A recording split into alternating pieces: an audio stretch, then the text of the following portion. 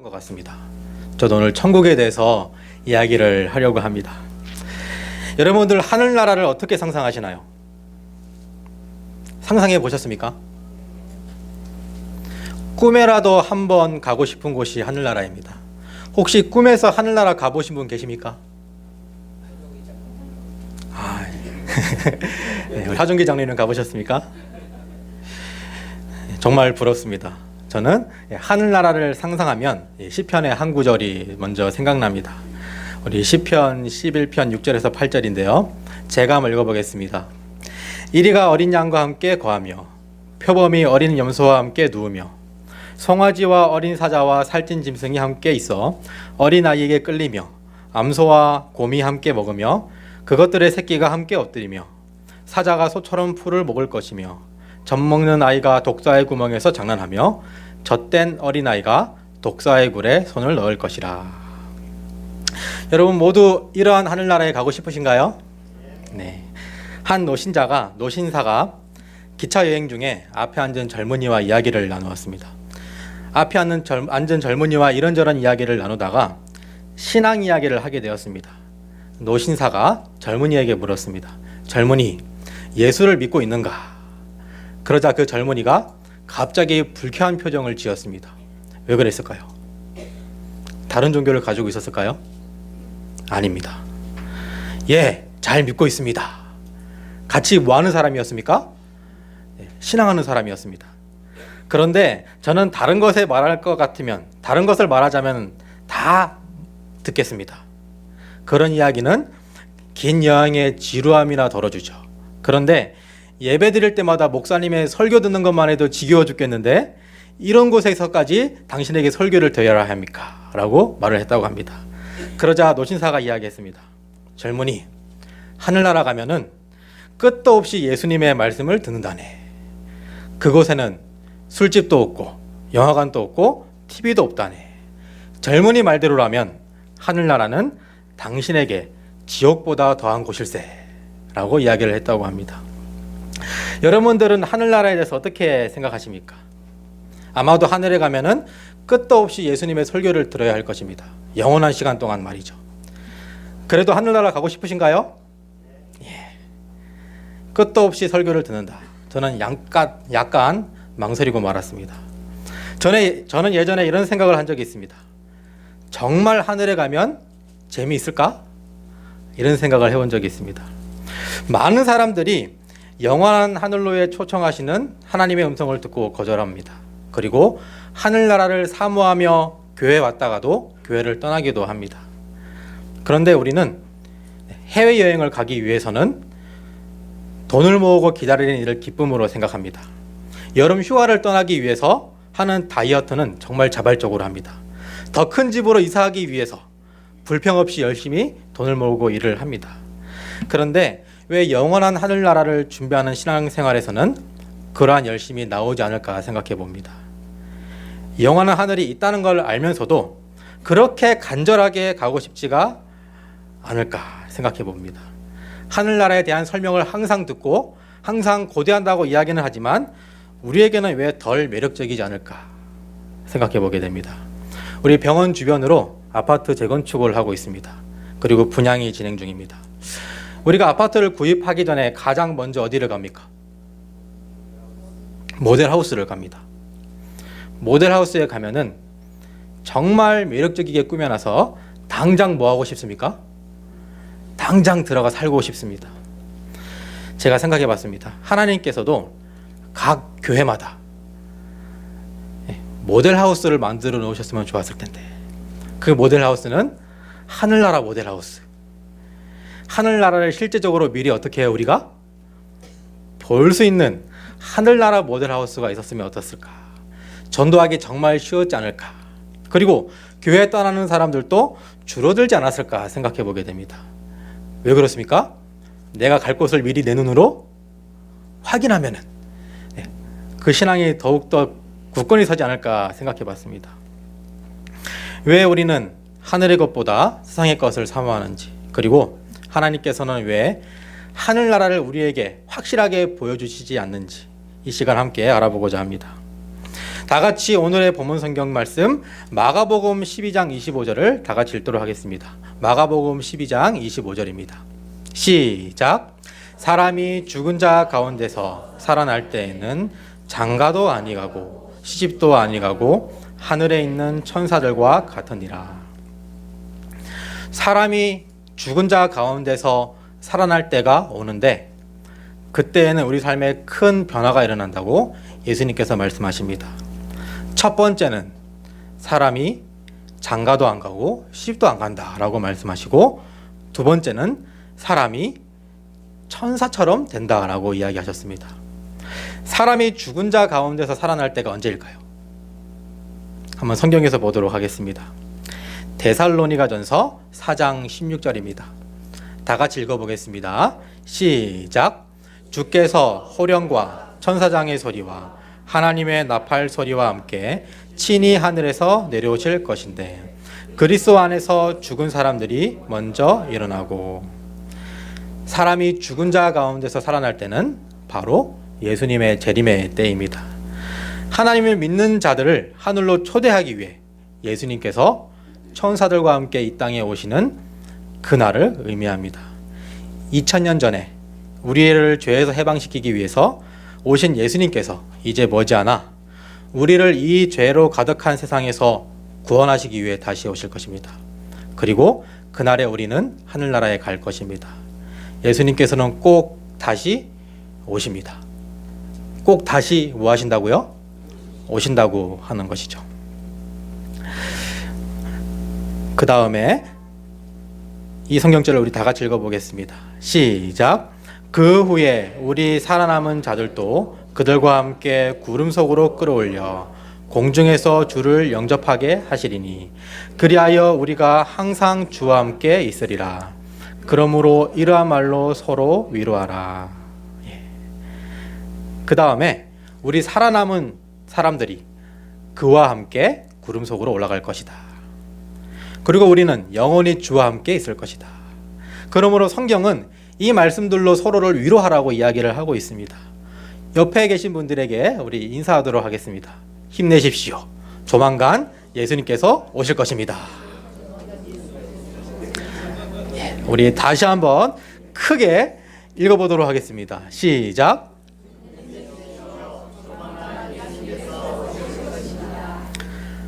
그날이 언제인지는 모르지만 정말 이제 조만간입니다. 조금만 힘 더 내서 하나님 안에서 굳건히 서시기를 간절히 바라겠습니다. 제가 어릴 때에 초등학교 시절에 소년부 성경 선생님이 계셨습니다. 제가 물어봤습니다. 선생님, 하늘나라에 가면 결혼하나요? 선생님이 뭐라 했을까요? 안 한다고 하시는 겁니다.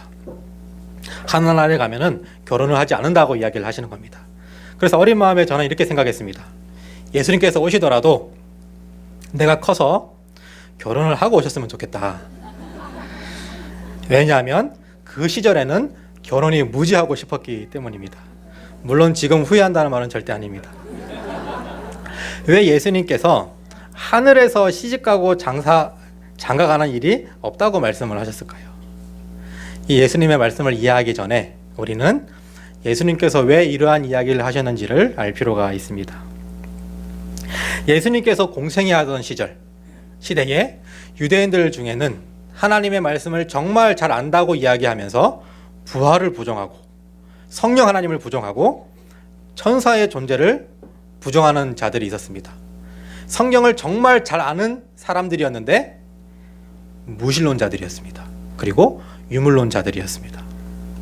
그들은 부활 또한 믿지 않았습니다. 그리고 부활을 한다고 해도 지금 살고 있는 이 세상에 우리가 살고 있는 모습 그대로 이곳에 똑같이 부활한다고 믿었습니다. 이러한 사두개인들이 예수님에게 한 이야기를 들어서 질문을 하는 내용이 나옵니다. 여러분들도 한번 이 질문에 대답을 해보시기를 바라겠습니다. 예수님 당시에 아주 뜨거운 감자였던 그런 문제였습니다. 예전 모세 시대에 계대 혼인법이라는 것이 있었습니다. 결혼한 형제가 상속자가 없어 죽은 경우 다른 형제가 그 죽은 아내와 결혼하는 제도였습니다. 이런 제도를 실행한 세 가지 목적이 있었는데 첫 번째는 죽은 형제의 후사를 낳아줌으로 그 형제의 가문을 보존해주는 목적. 두 번째, 이스라엘 여인이, 하나님의 말씀을 따르는 이스라엘 여인이 이방 민족으로 가서 결혼을 하는 것을 막기 위해서. 세 번째, 홀로 의지할 데 없는 미망인을 제도적으로 보살펴주기 위해서 이러한 제도를 실행했습니다. 우리나라 역사에도 이러한 제도가 존재했습니다. 혹시 예전 역사 시간 기억하십니까? 고구려에서 형사 취수제라는 법을 실행을 했습니다. 그때는 이제 홀로 남은 가족을 보살펴주기 위한 방편으로 이 제도를 사용했습니다. 이러한 배경 아래 사두개인이 예수님에게 이야기합니다. 물론 예수님 시대에는 이러한 것들이 많이 사라져서 거의 없어졌던 시대였습니다. 7형제가 있었는데 장남이 장가들어서 아들을 낳지 못하고 죽게 됩니다. 그러자 장남의 아내와 둘째가 결혼을 하게 되는데 둘째도 죽게 됩니다. 그래서 다시 장남의 아내는 셋째와 결혼을 했습니다. 근데 셋째도 죽었습니다. 이렇게 7명이 다 결혼하자마자 죽은 겁니다. 그러면은 아내는 1명인데 남편은 몇 명입니까? 7명입니다. 예수님, 이러한 일이 있는데 나중에 부활하면은 이 아내는 누구랑 살아야 됩니까? 제가 여러분들에게 질문 드립니다. 누구랑 살아야 될까요? 다 같이 살면 됩니까? 사두개인들은 대답합니다. 봐라, 부활이 존재한다면은, 그리고 하늘이 존재한다면은 그것은 하늘이 아니라 지옥이 될 것이다. 이 세상이 지옥이 될 것이다. 더 혼란스러워질 것이다. 한 아내가 한 아내를 두고 여러 남편이 싸우게 될 것이고 서로 이렇게 불만과 불화와 하나님을 멸시한 일이 더 생길 것이다. 부활하여 기분 좋은 것은 잠시고 형제들이 한 여인을 두고 싸워야 하는 상황이 만들어질 것이다. 전지전능하신 하나님께서 생각이 있으시다면 부활이라는 것을 만들지 않았을 것이다. 우리가 아무리 논리적으로 생각해도 부활은 뭐하다? 존재하지 않는다. 여러분들 이 사두개인의 논리를 어떻게 생각하십니까? 여기서 고개를 끄덕이시면 큰일 납니다. 안 됩니다. 우리가 아는 가장 큰 착각 중에 하나가 있습니다. 우리가 아는 가장 큰 착각입니다. 그것은 바로 내가 보고 들은 것으로 하늘나라를 상상한다는 것입니다. 내가 이 세상에서 보고 느끼고 경험한 것을 토대로 어디를 상상하는 겁니까? 하늘나라를 상상하는 것입니다. 성경에는 하늘나라에 대한 구체적인 시각적인 언급이 많이는 없습니다. 왜 그럴까요? 그것은 인간의 언어로 설명할 방법이 그만큼 없기 때문입니다. 예수님께서도 많이 답답하셨을 것입니다. 예수님의 제자들에게 하늘을 소개해 줘야 되는데 그것을 인간의 언어로 소개할 방법이 있습니까? 없습니까? 없습니다. 죄로 얼룩진 우리에게 하나님이 계시는 곳을 보여줘도 이해하지 못하고 인간의 언어로도 설명할 길이 없는 것입니다. 이것이 실제 하늘나라의 모델하우스를 지구에 둘 수 없는 이유 중에 하나입니다. 하나님의 말씀을 인간의 제한적인 사고방식으로만 이해하려고 할 때에 하나님의 말씀을, 하나님의 나라를 이성적으로, 과학적으로, 논리적으로, 철학적으로, 역사적으로만 우리가 풀이하려고 할 때에 한 결론에 도달하게 됩니다. 아무리 논리적으로, 아무리 인간적인 논리적으로 생각해도 부활은 있을 수 있습니까? 없습니까? 있을 수가 없어요. 아무리 과학적으로 생각해도 천사라는 것은 존재할 수가 없습니다. 아무리 철학적으로 생각해도 예수님의 재림이라는 것은 있을 수가 없는 것입니다. 그렇지만 인간이 이해하지 못한다고 해서 하나님이 계시지 않은 것이 아닙니다. 인간이 이해하지 못한다고 해서 예수님의 재림이 없는 것도 아니라고 하는 것이죠. 엘렌 G 화이트의 시대 소망에는 이렇게 이야기하고 있습니다. 시대의 소망 605페이지입니다. 사두개인들은 다른 모든 사람들보다 그들이 성경 말씀을 가장 굳게 고수한다고 자랑해 왔었다. 그러나 예수께서는 그들이 성경 말씀의 참뜻을 알고 있지 못한다는 사실을 보여주었다. 그 지식은 성령의 비추임으로 마음에 깊이 확신되어야 한다. 성경과 하나님의 능력에 관한 그들의 무지가 그들의 믿음의 혼란과 심령의 어둠을 가져온 요인이라고 예수께서는 선언하셨다. 그들은 그들의 유한한 추리의 한계 안에서 하나님의 신비를 찾으려고 노력하였다. 그들의 유한한 자력으로서는 하나님의 신비들을 이해할 수 없기 때문에 무수한 사람들이 무신론자가 된다. 성경을 안다고 말했던 사두개인들이 성경을 세상적인 논리로 생각했을 때에 성경의 핵심을 부정하게 되었다고 하는 것이죠. 이 세상에 많은 사람들이 인간적인 학식만으로 성경을 파헤치고 하나님의 나라를 상상합니다. 그리고 결론은 어떻게 끝납니까? 하나님은 계시지 않는다라는 결말을 내린다고 하는 것이죠. 그것은 온전히 유한한 인간의 사고 방식으로만 생각할 때 그렇다고 하는 것이죠. 사두개인들이 질문을 했을 때에 그 7 형제 중에 누가 그 여인의 아내가 되겠습니까? 라고 질문했을 때 예수님께서는 말씀하십니다. 누가복음 20장 34절 35절입니다. 다 같이 읽겠습니다. 시작. 예수께서 이르시되 이 세상의 자녀들은 장가도 가고 시집도 가되 저 세상과 및 죽은 자 가운데서 부활함을 얻기에 합당한 역임을 받은 자들은 장가가고 시집가는 일이 없으며. 하늘나라를 부정하는 그들에게 예수님께서는 사두개인들이 알지 못하는 하늘나라가 있다는 것을 확실하게 짚고 넘어갑니다. 뭐라고 하십니까? 이 세상과 저 세상. 이 세상과 저 세상. 이 세상이 우리가 살고 있는 세상이면 저 세상은 어떤 세상입니까? 하늘나라입니다. 그러니까 이 세상이 전부가 아니라는 것을 사두개인들에게 알려주시는 거죠. 너네들이 알고 판단하는 것, 너네들이 느끼는 것이 전부가 아닌 하늘나라가 있다는 것을 그들에게 알려주시는 것입니다. 우리가 살고 있는 이 땅을 이 세상, 저기 하늘에 있는 세상을 저 세상으로 묘사를 했습니다.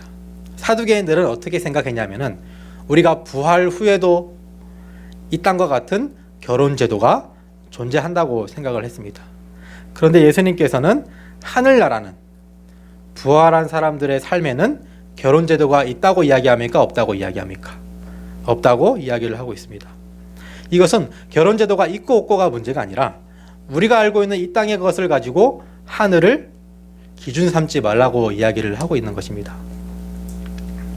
이 땅에서 고민할 문제들은 하늘에서 문제의 여지조차 없는 것들일 경우가 아주 많다는 것이죠.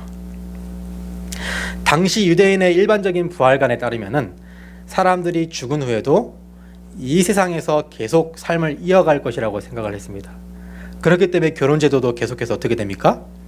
이어진다고 생각을 했던 것입니다. 하지만 성경은 부활 이후의 삶은 우리가 지금 살던 삶과는 전혀 다른, 우리가 상상할 수 없는 세상이라고 이야기를 하고 있습니다. 제가 아내에게 물었습니다. 만약 하늘나라 갔는데 내가 없으면 어떻게 할 거야? 라고 물어봤습니다. 그러면서 이야기했습니다. 사랑하는 사람이 없으면 하늘나라가 정말 하늘나라일까? 하늘나라가 지옥 같지 않을까? 라고 이야기를 했습니다. 약간 오늘 누구 같은 질문입니까? 사두개인 같은 질문이죠. 그러자 아내는 대답합니다. 나는 하늘나라가 너무 좋아서 남편 기억 생각도 안 날 것 같은데? 라고 이야기하는 거예요. 그럴 것 같으면서도 뭔가 기분이 좋지 않았습니다. 그런데 이러한 생각조차 할 필요가 있습니까? 없습니까? 없다고 하는 것이죠. 이 세상과는 완전 다른 법칙이 하늘에는 존재하기 때문입니다. 확실한 것은 하늘의 삶은 우리가 상상도 할 수 없이 아름답고 풍요로운 삶을 살게 된다고 하는 것입니다. 누가복음 20장 36절입니다. 다 같이 읽어보겠습니다. 시작. 그들은 다시 죽을 수도 없나니 이는 천사와 동등이요 부활한 자녀로서 하나님의 자녀임이니라. 우리가 예수님의 재림 때 부활하여 하늘에 가게 되면은 누구랑 동등하다고 이야기를 합니까? 천사와 동등하다고 이야기를 합니다. 천사와 같은 존재가 된다고 이야기를 합니다. 여러분, 천사 하면 어떤 이미지를 떠올리십니까? 여러분들 머릿속에 이미지를 떠올려 보십시오. 천사. 날개가 있습니까? 없습니까? 옷은 어떤 옷을 입었습니까? 하얀 옷을 입었습니다. 키는 큽니까? 날씬합니까? 남자입니까? 여자입니까? 아기 천사 있습니까? 없습니까? 있어요. 이 모든 것들이 성경에 나올까요? 안 나올까요? 나오지 않습니다. 우리가 머릿속에 그리는 천사의 모습은 우리가 인간적으로 뭐 한 겁니까? 상상한 겁니다. 하늘에 사니까 뭐가 있어야 되고 날개가 있어야 됩니다. 그런 식으로 상상한 모습이 우리가 생각하는 천사의 모습이라고 하는 것이죠. 근데 성경에서 천사의 모습은 성별도 없습니다. 그리고 그렇게 많은 정보가 나와 있지 않습니다. 그런데 우리보다는 훨씬 더 뛰어난 존재로 이야기를 하고 있습니다.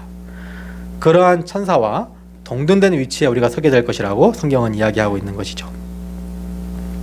하나님께서 인간을 처음 창조하셨을 때 아담과 하와는 천사와 동등했을까요? 아니면 천사보다 더 뛰어났을까요? 천사보다 못했을까요?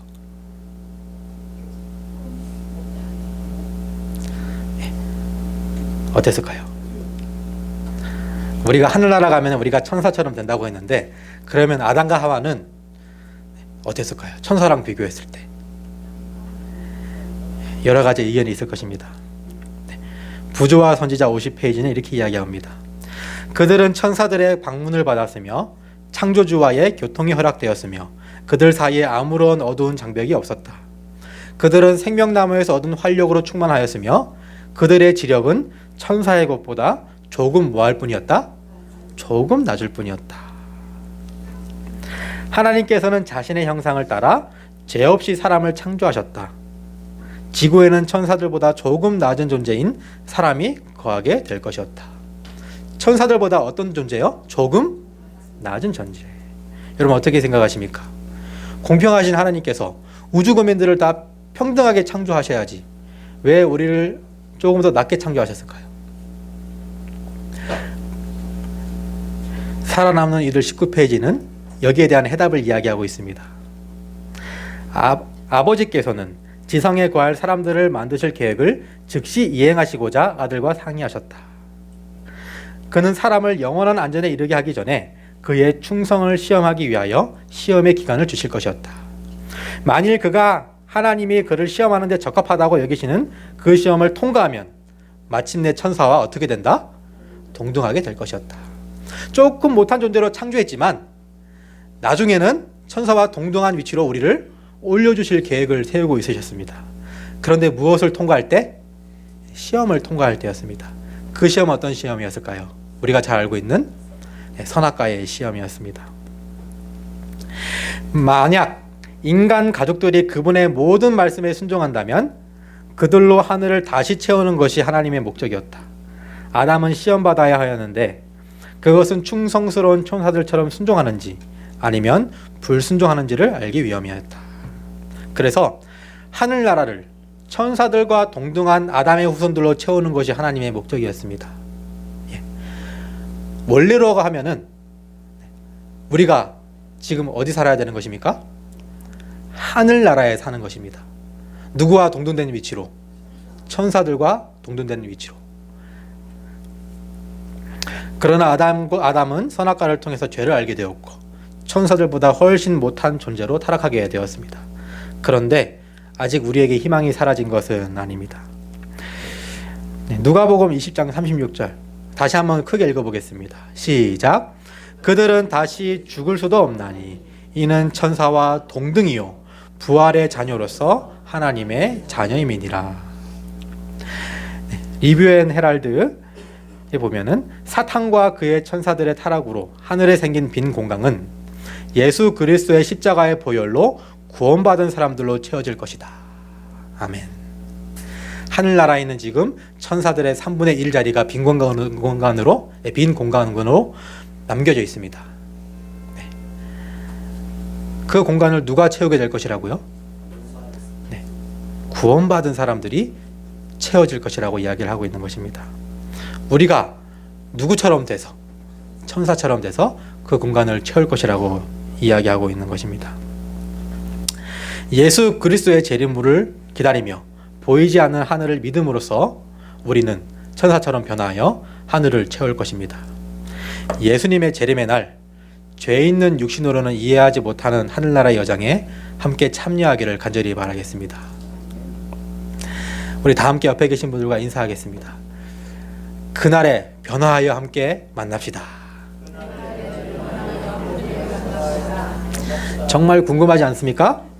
우리 함께 신앙의 가족이었던 우리가, 나의 자녀였고 나의 남편이었던 자들이, 나의 아내였던 사람이, 나의 아버지였던 사람이 다 같이 변화해서 어떤 모습으로 보여요? 천사의 모습으로 변화해서 하늘에 있는 그 모습을 상상이 되질 않습니다. 근데 정말 기대가 됩니다. 우리의 죄악으로 말미암아 창조 때와 비교하면 우리는 극히 제한된 지성을 가지고 살아가고 있습니다. 그래서 하나님이 계신 하늘나라를 이해하지도 못하며 상상조차 할 수가 없습니다. 그런데 하나님께서는 이러한 인간의 언어로 하늘을 설명하셨습니다. 기록된 바 하나님이 자기를 사랑하는 자들을 위하여 예비하신 모든 것은 눈으로 보지 못하고 귀로도 듣지 못하고 사람의 마음으로도 생각지 못하였다 함과 같으니라. 오직 하나님이 성령으로 이것을 우리에게 보이셨으니 성령은 모든 것 곧 하나님의 깊은 것이라도 통달하시느니라. 하나님께서 우리를 위하여 예비하신 하늘나라를 인간의 기준으로 볼 때, 우리의 눈으로 볼 때는 눈으로 보지 못하고 귀로도 뭐하지 못하고 듣지 못하고, 우리가 아무리 상상해도 상상을 할 수 있다는 겁니까? 없다는 겁니까? 할 수 없다는 겁니다. 그런데 성령 하나님의 도우심을 받으면, 우리가 무릎 꿇고 하나님에게 도움을 구하면은 우리의 마음속에 하늘에 대한 확신을 심어주시고 하늘나라에 대한 기쁨을 미리 맛보아 주신다는 것이죠. 오직 하나님께서는 성령을 통해서 하늘을 우리 마음속에 심어주십니다. 그러면서 우리에게 설명하십니다. 산무의 나라가 하나님 나라입니다. 하늘나라입니다. 모든 눈물을 그 눈에서 씻기심에 일무 다시 무엇이 없고 사망이 없겠고, 두 번째 애통하는 것이나 곡하는 것이나 눈물이 없는 나라, 아픈 것이 다시는 있지 아니한 나라, 질병이 없는 나라입니다. 그리고 이야기합니다. 우리가 누구처럼 사는 나라? 천사처럼 사는 나라. 우리가 천사처럼 살게 될 것이다. 이것은 예수님께서 공생의 기간에 직접 하신 말씀입니다. 우리가 하늘에 가게 되면은 천사와 비슷하게가 아니라 천사와 동등되게 변화시켜 주신다고 약속을 하셨습니다. 우리가 천사처럼 되는 것입니다. 그때에는 하늘나라와 하나님을 온전하게 이해할 수 있을 것입니다. 그렇기 때문에 우리가 이 세상의 기준을 가지고, 이 세상의 시야를 가지고, 이 세상의 지식을 가지고 하늘을 판단해서는 안 된다는 것입니다. 하늘은 우리가 상상할 수 없는 것이며 하나님께서 우리를 위해 준비한 가장 좋은 것들만이 풍성하게 있는 곳이라고 성경은 이야기하고 있습니다. 화이트 부인의 글을 다시 한번 읽고 말씀을 마치도록 하겠습니다. 사탄과 그의 천사들의 타락으로 하늘에 생긴 빈 공간은 예수 그리스도의 십자가의 보혈로 구원받은 사람들로 채워질 것이다. 비록 하늘나라가 눈에 보이는 모델하우스는 없지만 성령 하나님의 도우심으로 예수님의 재림의 때에 우리가 가게 될 하늘나라를 마음속에 올바르게 담아두는 우리 모든 성도님들이 되었으면 좋겠습니다. 그리하여 그 하늘나라에서 우리 다 같이 모이는 그날을 기대하며 말씀을 마치도록 하겠습니다. 감사합니다.